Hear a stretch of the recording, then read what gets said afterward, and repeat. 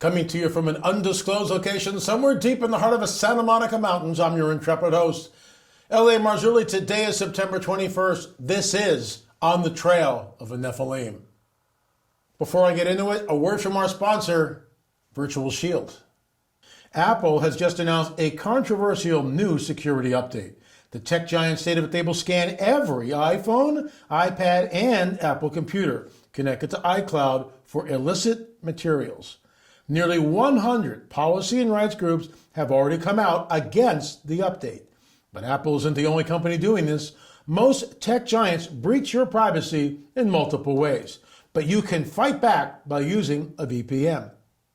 This is why I love Virtual Shield. Virtual Shield adds an extra layer of security to any online account. It routes a user's online activity through their encrypted virtual tunnels. This prevents hackers, corporations, and your ISP from tracking you anywhere on the internet. Virtual Shield is my favorite. I highly recommend Virtual Shield. Get 50% off today by using the link www.virtualshield.com/LA. Once again, that's www.virtualshield.com/LA. If you've come here looking for politics, prophecy, and a supernatural report, we moved that entire show over to our Rumble, Roku, and BitChute account. You can just go there. The link should be in the text box below Virtual Shield. That always has precedent, our sponsors. But check that out. You'll see a clip today that's just mind-boggling out of Australia. But moving right along, there it is, Roku, BitChute, and you can check us all out and never miss another episode by getting our app, lamarzulli.net. lamarzulli.net. Download the free app today. Never miss another show. Picking up where we left off yesterday, I think you'll find this interesting. The Cabrera ecostones. Are they real or are they fake? Look, what's the truth? And I say this all the time, but not only what is the truth about the political landscape, but what is the truth about some of these artifacts? And what is the truth about archaeology? What is the truth about Darwinism, for that matter? Is it really true, or is it just a theory? And remember, Darwinism tells us that mankind over billions of years slowly evolved into what we are today. But we don't see this in the fossil record. We just see this explosion of plant life and animal life, and human beings just show up on the planet. If we were really here for millions and millions and millions of years, then where are the vestiges? Where are the remains? It's just not there. They'll get one bone or one tooth like the Piltdown Man, which turned out to be the tooth of a pig, which was planted. But we won't go there, will we? The stuff of a conspiracy. But the Piltdown Man was a hoax. And yet it's still being taught in schools as the real deal. So the reason why I'm bringing this up, I've been there to the museum, actually 3 different times. I led a tour there. It was just hysterical. And you sit through this long presentation where Cabrera's son basically sits there and talks about the stones and how incredible they are. That's his father there. And you can look at all these ecostones. There's actually another building. There's like 10,000 of these things. But here's the deal. In 1973, during an interview with Eric von Daniken, Basilio stated he had faked the stones that he had sold. In 75, Basilio and another farmer named Irma, and we will get into that later on in the week, confirmed that they had forged the stones they gave to Cabrera by copying the images from comic books, textbooks, and magazine. So, what is the truth? And look, I'm not trying to disparage anyone here.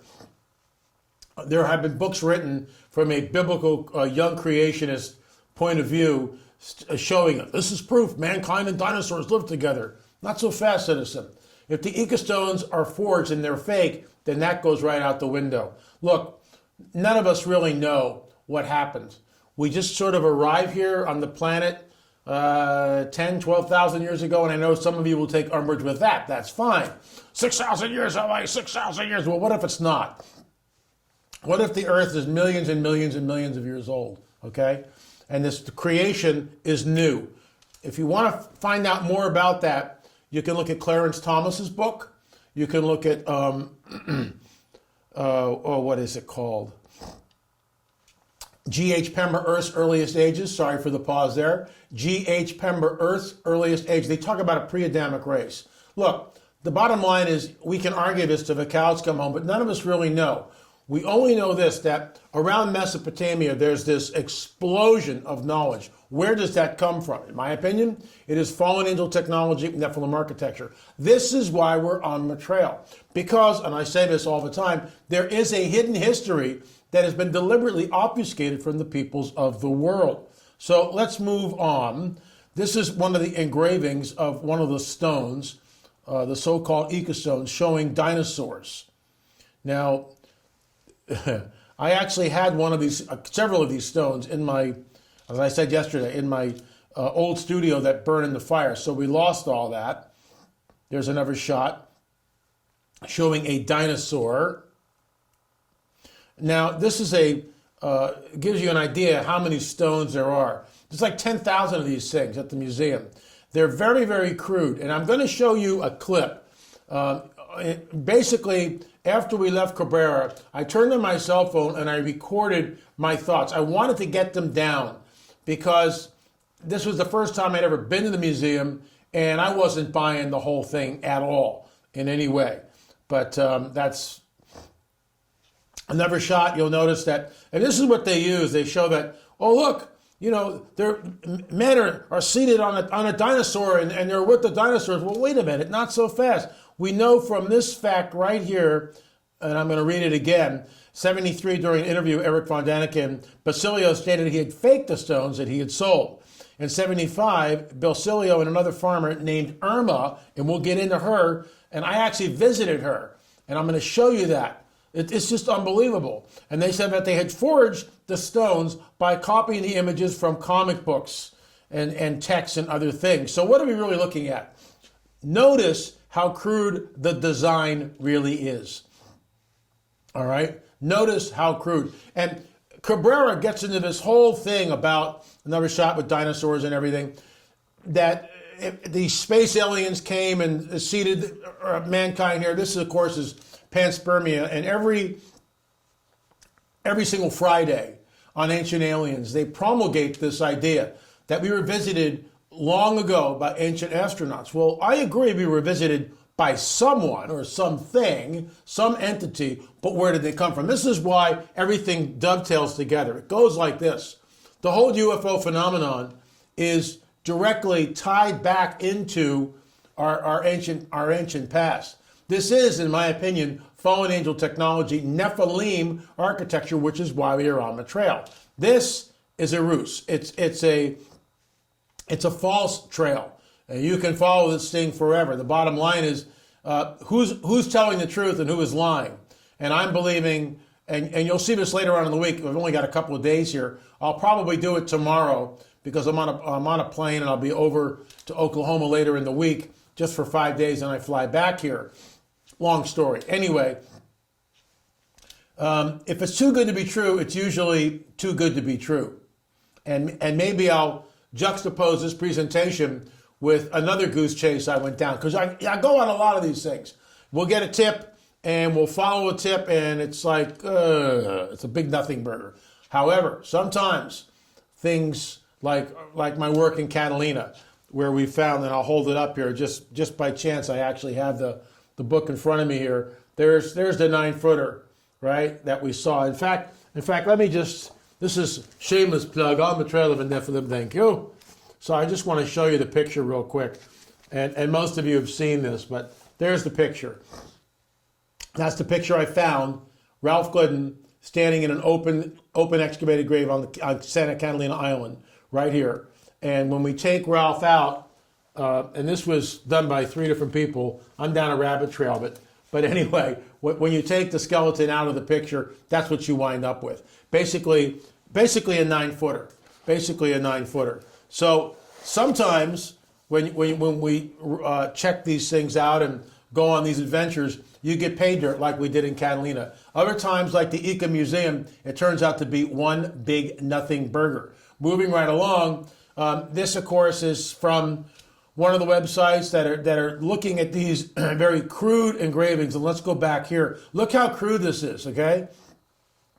And remember Cabrera saying that, this advanced race of ancient aliens, well, my gosh, if they were that advanced to get in ships and build these ships and come here, then, you would think that they would produce works that would rival Da Vinci and Michelangelo and everybody else, Picasso. But no, we get these very, very crude, and let me go back here. And this is a really good illustration of it. You see how crude the lines are. It's very, very elementary, my dear Watson. So moving right along, these are my thoughts, and let me shrink this a little bit so I can center the. There we go, and now I'll boost it up. So there's really no. Sorry.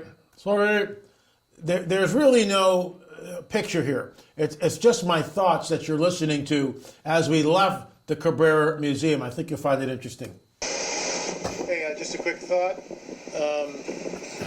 According to Cabrera, if space aliens came here millions of years ago in some sophisticated ship, one would deduce from that these guys, if they have a talent to make a ship, surely they must have been artisans on some level. And yet these depictions are extremely crude. If it was real, you'd expect to see something that would just sort of dazzle and rival perhaps modern art. But we don't see that. Instead, we get these sort of chicken scratch lines, which are very primitive, and so it's not washing. And that's basically it. For today's presentation with the so-called ecostones. There's also this entire section in the museum which was absolutely bizarre, and I'm not going to show the pictures here. Homosexual erotica. That's all I can tell you. I sat there and I just went, oh my gosh, why? So let me get this straight. They fly here and there's this entire pornographic section. Why would they be doing stuff like this? And I spent a couple of minutes there and I remember I just kind of went, oh my, can you believe what we're looking at? And immediately left the area. It was just, look, I'm no prude, but you don't need to fill your mind with images like this, but they're there. There's this entire section with homoerotica. It's like, what's going on here? Anyway, folks, we are on the trail of the Nephilim. That's our new show here. I'm excited by it. I'm in the new set in the studio here. And we still do the second show, Politics, Prophecy, and a Supernatural Report. Once again, you can go to Rumble, BitChute, or Roku and check that out. It's daily. And today we're going to show some clips it'll blow you away, guaranteed. But I digress. If you want to get into the whole thing, you can go to streaming.lamarzulli.net. Streaming.lamarzulli.net. What are you waiting for? My gosh, we've been all over the world. Lost Civilizations, Bob Ulrich, our prophecy watcher, stated he thought it was the best film in the series. I don't know. There's so much information in these. Streaming.lamarzulli.net. Let's move right along to our UFO report. And I want to circle back to what we talked about yesterday with Pentagon UFO Unit in the Spotlight Report mentions off-world vehicles not made on this earth. Look, folks, UFOs are real, burgeoning, and not going away. The phenomenon is real. It's no longer a question of what L.A. Marzulli thinks about the phenomenon. It's your government has told you that it's real, but they call it UAPs, unidentified aerial phenomena. So if the government is telling you that they have off-world vehicles not made on this earth, where are they made? Pray tell, please. Someone point the direction. What's going on here? This is the coming great deception. This is the Luciferian endgame, in my opinion. I say it every single day. So this came from a letter. That's bad English, LA. This comes from Marvin. Thanks for all you do. I watch every episode of your pp&s report. I have a conjecture question. And he goes back here, creation of modern-day Nephilim to infiltrate or invade the human society. Since when Satan was cast out, he took a third of the angels. He's outnumbered 2-1. Breeding a Nephilim gives him some additional forces. Let's talk about this. We discussed it a little bit yesterday, but I wanted to elaborate on it today. The Genesis 3:15 narrative is incredibly important. I remember when Gary Stearman presented this at On the Trail of a Nephilim conference in Ohio years ago, probably, 10 years ago, something like that, whenever the first one was. And Gary said it's all about the seed, Genesis 3:15. And he lectured us about Genesis 3:15. I had never plumbed the depths of that scripture. In fact, I was really ignorant of it. In my opinion, Thanks to Gary Stearman, it sets up the rest of the biblical prophetic narrative. Without an understanding of Genesis 3:15, we have no idea of what we're looking at when we come to Genesis 6, when we come to the 5 kings, the Tower of Babel, Sodom and Gomorrah, and finally the conquest of Canaan. We have no idea. It's a seed war. And it says this, Jesus is there in the garden, Adam and Eve over here, the dragon over there, and Jesus points to the dragon, points to the serpent and goes, your seed, your offspring, will be at war at enmity with the offspring of the woman. He, the Messiah, will crush your head, you will bruise his heel. That sets up the rest of the narrative. 3 chapters later, we get the first influx of the Nephilim. When the sons of God saw the daughters of men that they were beautiful, and took wives, and went into them. Men of renown, the Nephilim were on the earth in those days and also afterwards. You want to know more about this? Another shameless plug. The Counter Move book, which is brand new, How the Nephilim Returned After the Flood, and of course, the Cosmic Chess Match. You put those two together, it gives you a really good overview of what is happening. So here's the deal, getting back to Marvin's question. It's all about the seed. Marvin, you're right. Satan is outnumbered 2 to 1. So what does he do? Not only does he create the Nephilim, way back when, right? Way, way back. And he almost succeeds in destroying the human race. Only 8 people are saved. And they are pure in all their generations. And in my opinion, no, Ham's wife did not carry the Nephilim gene on the ark. Noah would have known that. Duh, in my opinion. Noah would have known, Ham, you got a half-breed here. Sorry, you got a Nephilim. She's carried. It's not. They returned after the flood the same way they came before the flood, but they knew the penalty of this great sin. They did it anyway. That's the book Countermove. That whole book Countermove is dedicated to how the Nephilim returned after the flood. Because my gosh, they're there. They are there in the land. They're there in the Promised Land. And the Cosmic Chess Match book tells you why they are there. Because it's the seed war, and the seed war is happening now in modernity.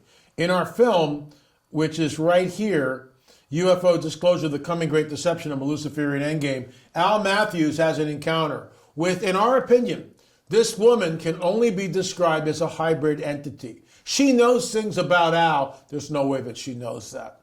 She's part of that breeding program.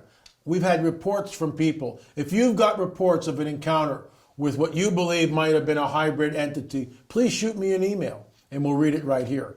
Anyway, folks, if you've had a sighting, L.A. Marzulli, la@lamarzulli.net, la@lamarzulli.net, and we'll, if I look at it and there's something there, if you've got photos, videos of UFOs, bright lights, an encounter, whatever, please shoot me the video and we'll show it right here. People need to understand that Jesus warns us. Even the elect would be deceived if that were possible. As a watchman, I'm here every single day.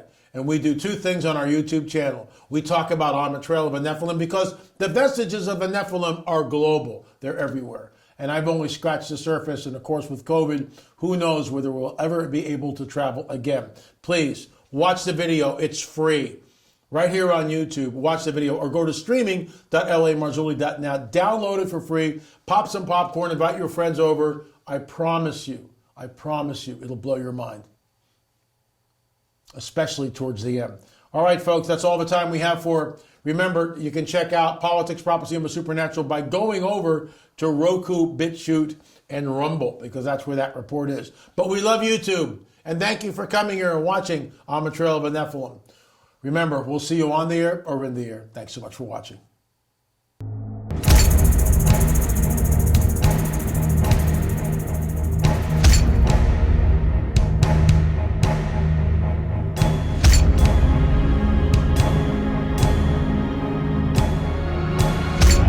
Alan Matthews, I've seen a UFO. I've seen a UFO. I saw a UFO. A UFO.